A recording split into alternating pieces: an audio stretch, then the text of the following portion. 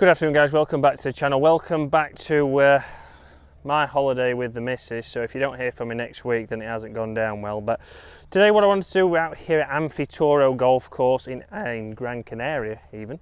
I'm going to talk a little bit about pace putting. We're going to talk a little bit about uphill putts, downhill putts, putts that a lot of people start to fear, especially the start of the season.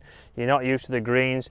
The greens are getting a little bit quicker, they're getting a little bit better at home and, well, all over the world at this time of the year. Especially out here, these greens don't look the best to the eye, but I knocked the first putt past by around about 8 feet. So I'm going to talk a little bit about uphill and downhill putts, because I know that's something that everybody gets tense with. They don't know how far to go back. Do they just decel, or do they then hit it harder for uphills? I'm going to talk through that. So we're going to do a little bit of just straight uphill and downhill putts when we're out on the golf course today, and then also talk about braking putts, downhill braking putts, uphill braking putts, what we need to do and what we need to adjust. So we're going to get out there now. Our tee time is up in 2 minutes, so we'll film whilst we're on the course. So as the runners go past here on the golf course, we've got a 30-foot putt here. So this is the first putt that I want to cover. So it's one that is, I've just paced it out, that's how I know it's 30 foot.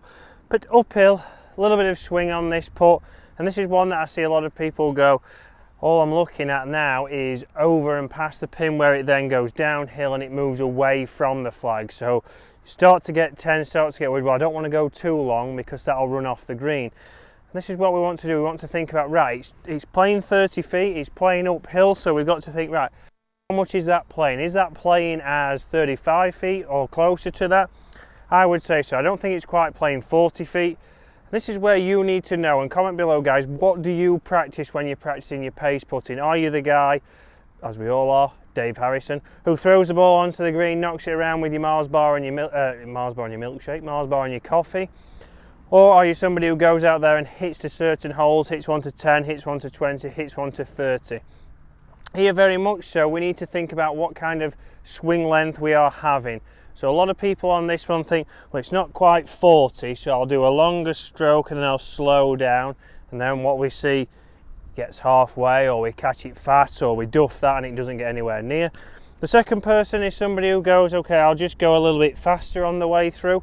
And don't get me wrong, and someone did comment a couple of weeks ago saying people do just go the same distance back and hit through at the same pace, or more pace even. But if you do that, you've got to be able to practice and hit thousands of balls a day to master that skill. So what I want to think here as I come into the ball is I'm playing for 35 feet. So I'm going to have a couple of swings, again looking at the hole and visualising it, because if I was going to throw a ball, I wouldn't stand here and start swinging my arm really quick, and I also wouldn't stand here doing hardly any swing to get the distance. So a little bit longer swing. I'm not trying to hit it harder or trying to decel. I'm just trying to get the correct pace. Uphill, a little bit of left to right.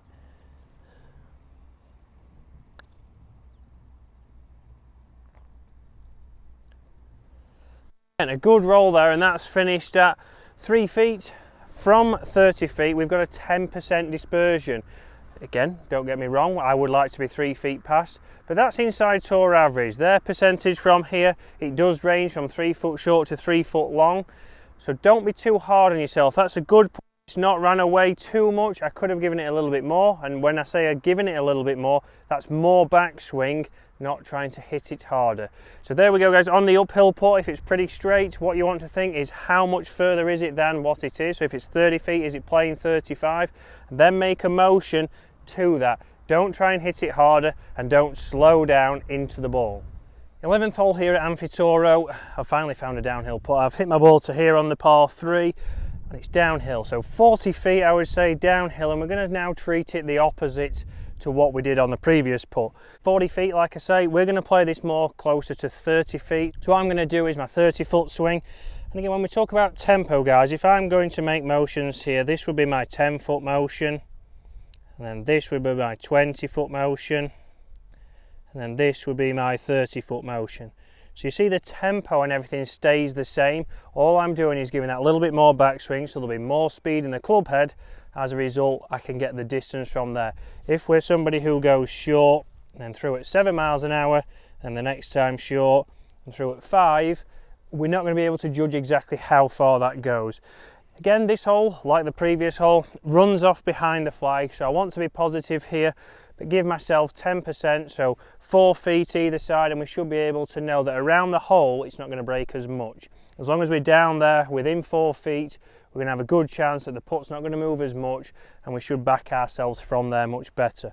The same process, I'm going to look at the hole, visualize again my 30-foot swing, visualize it going down this slope. There isn't too much movement on this one. We will get to breaking putts next, and then in over the ball.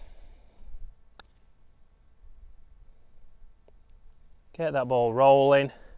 Just trying to come back. Good. A little bit past, so that's gone again. Let me have a look. I'd say 3 feet past, so I'm inside that tour average. I've seen what that putt's done going past the hole, and that's one big thing. If we are slightly past the hole, we can see what it's doing when it comes back.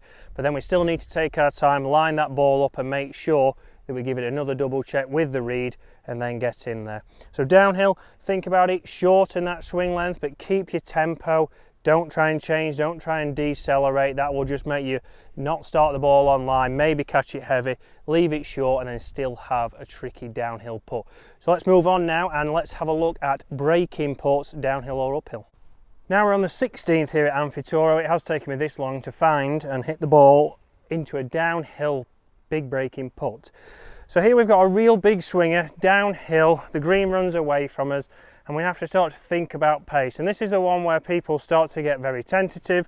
The ball finishes short, we don't give it enough break, we also don't give it enough pace, we don't trust anything, and we end up 3-putting, because really we've talked ourselves into that at the start. So here very much we want to think about what kind of distance we're at. So I would pace this out 2, 3, 4, 5, 6, 7, 8, roughly about 24 feet away from the flag. So here I want to take into account 24 feet, big downhill, big slope. So on downhill putts, when we've got this on a big sliding putt, we're going to need to take a lot more break. So if you was to read this green, treat it as a flat, we might have given it probably 2 or 3 feet outside of the flag. And this is where aim point is great for us. What we're trying to do, we're going to look at this slope here. To me, would be giving me a very big slope right to left. Here, probably the same, it's not less, it's exactly the same.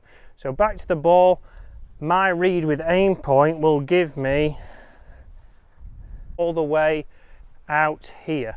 And this is the big thing I see with aim point, is people don't believe that it's going to break this much.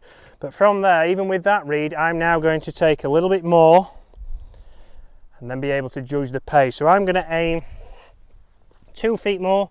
And again, guys, clinics will be starting. If you are interested, put your name and email below and I will add you to the emailing list. But I'm going to be aiming now probably at nearly a flag's length, so around about 7 feet out to the right. 24 feet, I'm going to be playing this much more like a 15-foot putt out towards my point that I've picked. And from there in, pull the trigger, and you see there, lipped out, has ran out a little bit. So you'll see even there for me, my feedback from that putt is I could have taken even more break and played it even softer. There I've left myself an uphill putt, around about 4.5 feet, so not one that I guarantee, but this goes back to where you would leave the ball. Again, you might have hit a bad shot like myself and ended up here, but it's where you leave your ball. If we're short of the flag, anywhere else we have a flatter putt. I know if you are here, take into account we need to give that a lot more break. We need to give it probably double what most people would think, if not triple. And this is where aim point gives you a set point. I know there for feedback wise, I probably need to go 2 foot higher than that to ensure that I can give it the right pace and the ball is falling back to the hole. Not a bad putt. Hopefully I get out of here with a 2 putt. But guys, that's a little bit of insight into what to do when we're thinking about green reading, what to do or think about when we talk about pace. Pace is a big thing that I see people struggle with. Most amateurs get very tense on uphill and downhill putts. The reverse there, if it was on an uphill putt, we're going to take less break. Because we're hitting that ball with a little bit more speed, it doesn't have time to take the break. So that's 2 things you need to take into account. If it's downhill, we're going to give that more break. If it's uphill, we're going to give it less break because it's not going to have as much time to use or take the break that's on the green. So guys, hopefully you've enjoyed that. Comment below, guys, if you do want to go onto the list for the aim point clinics and the pace clinics. I'll also be doing some short game clinics coming into the summer months at Waterfront, so please put your name and email below if you are interested in that. So guys, thank you very much for watching. Hopefully I make it through this week. If you don't see any videos next week, then the missus has killed me, so please send out the searchers. But guys, thank you very much for watching. I'll see you again later in the week.